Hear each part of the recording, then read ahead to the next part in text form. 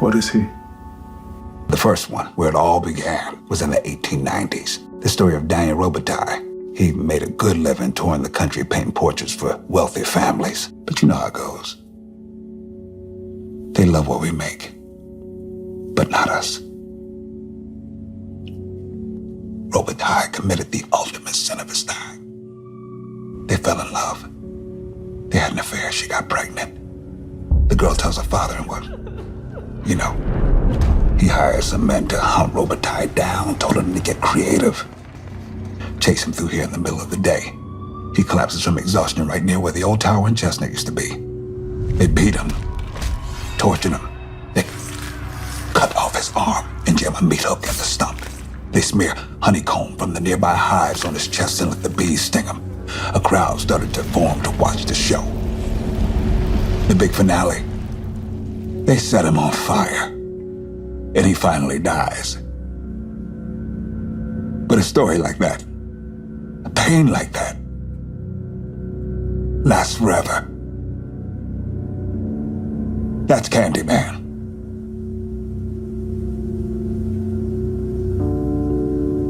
So, he's real? Bell is real. Samuel, Sherman, Daniel Robitaille, they're all real. Candyman is how we deal with the fact that these things happened, that they're still happening. Candyman, released in 2021 and directed by Nia DaCosta, does an amazing job of blurring the lines between folklore and reality. The scene starts off with Anthony asking Burke what is he and not who is he. Burke then begins to tell the story, and this animation that we see is actually shadow puppets. It is important to note that the only hands visible for this first clip are the ones on Daniel Robitaille. It goes to show how he was controlled by his white counterparts. He was controlled as if he was a thing. This entire interaction between Burke and Anthony can be viewed as simple storytelling, but I argue that it is more than that. It is a coping mechanism to make sense of the trauma endured for generations.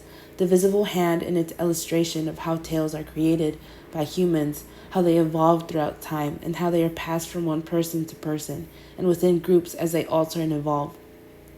When Burke states, "They love what they make, but not us," the various clothing hung behind him vary in size and color. I believe this is another element of the storytelling.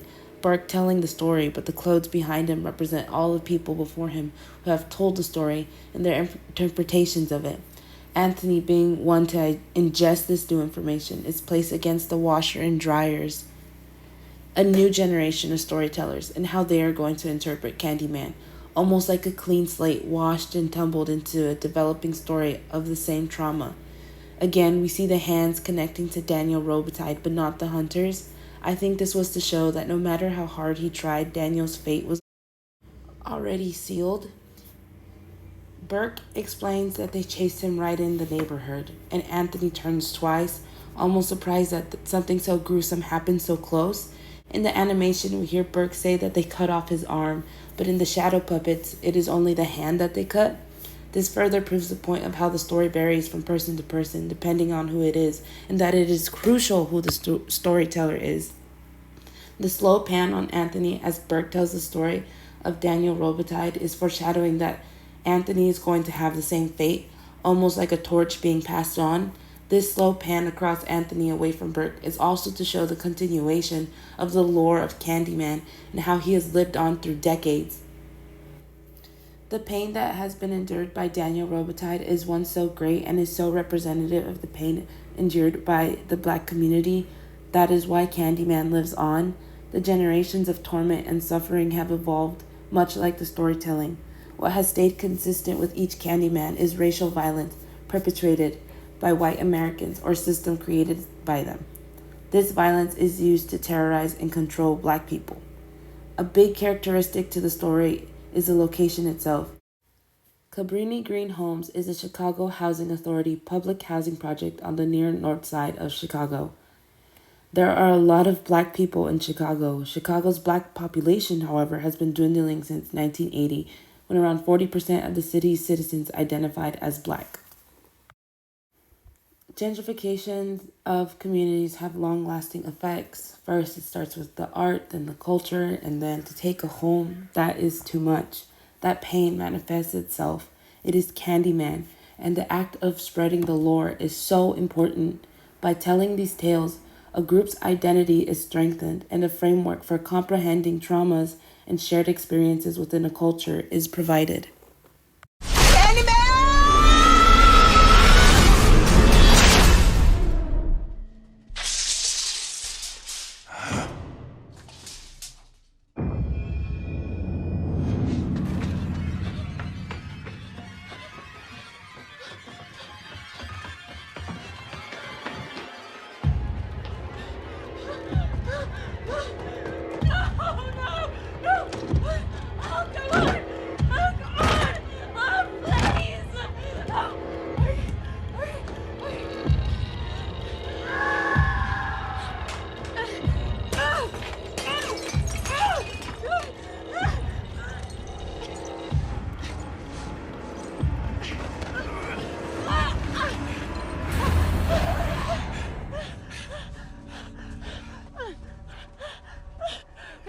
You're free now. Come on. There's someone else in there. I know it. I know she's in there. No, she has someone else in there. We have to help him.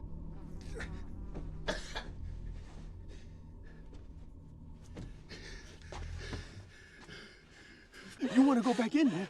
Ain't no helping him. We can't leave him. You listen to me now. You're safe. You got out. You should count yourself as lucky, you hear? You should have never went in that house to begin with. That's a bad place. And she ain't even the worst thing that's in there. Listen, you need to worry about you. Now, I stay by the water tower. It's safe. Come on. Wait. No, we can't leave him. We have to call the police.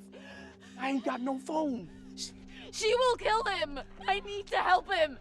And how you gonna do that? Come nighttime, she's gonna come out of there. She's gonna come looking for you. She comes out at night. So if you want to get going, then go. But don't you come back. And don't you be around here when it gets dark.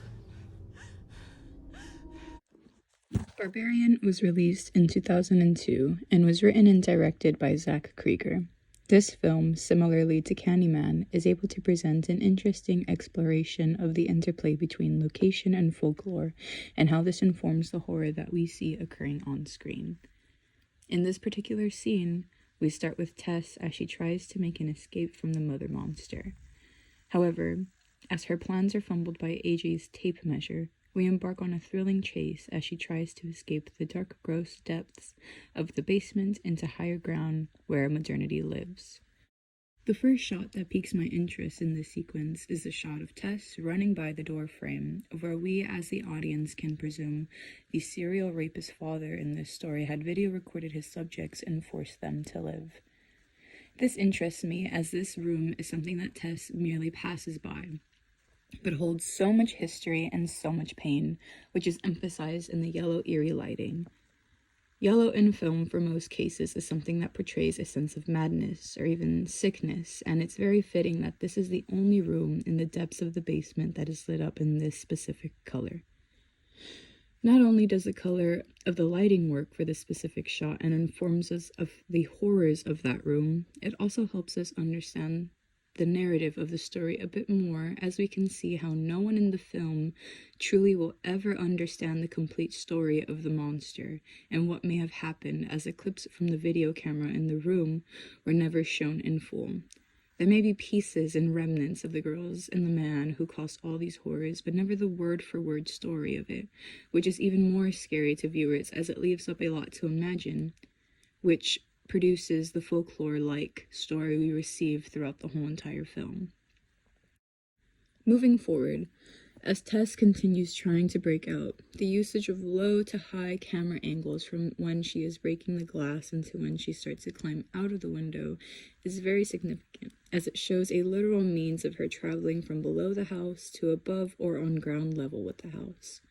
And as the monster jumps at the camera, we see how Krieger wanted to show that the history of her story and the history of this house were coming to the light from the ground up as well. It presents the real world with the facts of what has occurred, regardless of the countless stories and bad sayings we hear about the town Tess is staying at. The truth meets the world, and although no one knows the true story, we can only assume what has occurred as the monster reaches out to Tess in this instance. The interaction between Andre and Tess is what really prompted me to choose this specific scene, as it shows how location and geography can almost become its own character in film. As they speak, the camera revolves around them, showcasing the grimy houses and streets they are staying at. This particular street of Detroit, being absolutely worn down, abandoned, and dirty, is so important to this scene, as it makes a huge commentary on gentrification and how horrific this can be as well. Throughout the whole entire film, Tess gets bad-mouthed by so many people who tell her to leave the part of town she is staying at for being so dirty and grimy. However, Andre informs us that this part of town is not the problem. The problem is the man who raped and sexually traumatized his whole family below the house. As the camera spins, showcasing the street, Andre tells Tess, "This ain't even the worst thing in there." As the camera spins past the one house on the block that isn't ruined, this is significant since, as mentioned in the Candyman section, people process trauma through stories, and throughout the story of the father rapist, those living within the area of the house, such as Andre, are able to continue surviving and warning people through that folklore-like tale that presents how the horror of this area is more than just a homeless person living among abandoned houses. And as the scene ends, the rotation ends, and we get a simple focus on Andre elaborating more on the folklore story of the woman below the house, warning Tess to stay away, not because of the area, but because of her. Andre's character is also significant in this story, as he is one of the only black characters in this film as well too. Tess, being the only other black character, does not trust him up until she realizes he is not just a homeless bum on the streets trying to cause her harm.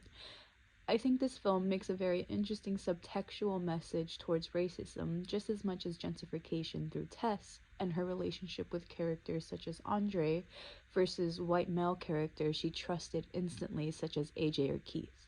The subtext is only subtext in this film, as it never really gets dealt with on a higher level with the characters, but this too is another way in which geography or location informs how stories are told and informs the horror on screen, since we get the stories from Andre, but the real life action and living of the horror is through Keith and AJ as they fight the monster.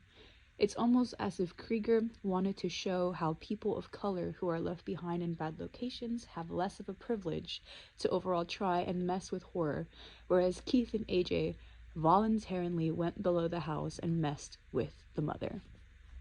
Overall, Barbarian weaves together elements of location, folklore, and horror to create a chilling narrative that captivates and unnerves audiences. Through the exploration of house in different ways and through the exploration of Detroit, Barbarian is able to create a sort of folklore story of the area, the woman, and the man who caused it all, creating a sort of monster house that affected the area Tess was staying at in turn. Barbarian stands as a testament to the enduring power of folklore to shape our understanding of the world and the stories we tell about it, leaving audiences haunted long after the credits roll. Not only this, but it also shapes our perceptions of reality, as it reminds us that true monsters are not figures, but what hides within a person or even a house. Quiet, Wybie. The one that talks too much. You must be the other cat. No, I'm not the other anything. I'm me. I can see you don't have button eyes, but if you're the same cat, how can you talk? I just can. Cats don't talk at home. No? Nope. Well, you're clearly the expert on these things. After all, I'm just a big fat wuss-puss. Come back, please. I'm sorry I called you that. I really am. How'd you get here? I've been coming here for a while. It's a game we play. She hates cats and tries to keep me out. But she can't, of course. I come and go as I please. The other mother hates cats? Not like any mother I've ever known. What do you mean? She's amazing. You probably think this world is a dream come true. But you're wrong. The other Wybie told me so. That's nonsense. He can't talk. Perhaps not to you. We cats, however, have far superior senses than humans and can see and smell and... Shh! I hear something. Right over. Coraline was released in 2009 and directed by Henry Selick. Although this movie may appear to come out of left field for this video essay, I will elaborate why it further reinforces our point to horror through storytelling and locations like Candyman and Barbarian. In this scene, Coraline meets the cat. He is originally perched on the roof and goes down to the fence as she constructs that he must be the other cat associated with this world. The house in the back is lit beautifully and warmly, displaying its inviting nature as he walks down the fence away from the house into the darkness. This embodies the cat and his guidance to tell Coraline the truth about the world and the beldam. He leads her to the tree that has been cut in half. At first glance, this tree did not mean anything to me. I believed it to be the roots and the branches, but upon further examination, I concluded that it is the same tree, symbolic of Coraline's real world and the world the beldam made. When the cat is on the tree that is bare with no leaves, it symbolizes the raw nature of Coraline's real world, how it is meek and dull. The cat proves this by reminding Coraline that she called him a wuss-puss. She covers her mouth and reaches out to say, "Come back, please. I'm sorry, I really am." This foreshadows her need to return to her reality and that the other world is monstrous. The cat perched up on the highest branch knows everything and anything to do with the other world. He is physically placed at a higher level than Coraline to prove that he is the one with the understanding and knowledge of the beldam and her world. Coraline startled at the cat's ability to teleport. The lighting is important on her shocked face. It was intentional to light one half of her face. It's contrasting both literally and metaphorically speaking. Coraline is unaware of what terrible danger she is in, explaining that the world is amazing. The warm light coming from inside the house, although nurturing, is anything but a facade, luring Coraline in like a moth to a flame. The cat is climbing up the tree with its leaves and branches. He begins to explain how she is wrong about the world. He insinuates that the other mother is not a mother. He plants the idea in her head that she is in terrible danger. The cat is a couple steps ahead of Coraline. He knows the lore of the world. He is taking on the role as storyteller, guiding Coraline to the truth and back to her reality. When he says cats are far superior with what they see or smell, then runs away making a cat noise, he's dropping these subtle hints to return to her world, where he doesn't talk, he meows. Now, introduced as a talking cat, it allows him to continue to help Coraline throughout the film. There were the shadow puppets with Candyman, and now the medium with Coraline is stop motion. Now we are outside of the entire world of Coraline itself and are looking to the creators of it and questioning why use the storytelling art of stop motion. Shadow puppets have been used for centuries, a tale as old as time. Stop motion has been around since the late 1800s. Coraline used visual effects and other technology combined with traditional stop motion. Coraline sticks to the viewers and its horror aspect because of its eeriness. Stop motion adds to that. The use of stop motion animation in Coraline enhances the beldam's deception. When we watch Coraline, there's an inherent awareness that something is off, not just with the characters, but with the entire stop motion technique. Stop motion animation, unlike traditional filming, is created from bits and pieces painstakingly put together to form a cohesive whole. This method mirrors the beldam's approach to Coraline. She takes fragments of reality and weaves them into an alluring but ultimately sinister facade. Just as we sense something off in the animation's texture, we instinctively feel the underlying wrongness in the beldam's creation. Thank you for watching.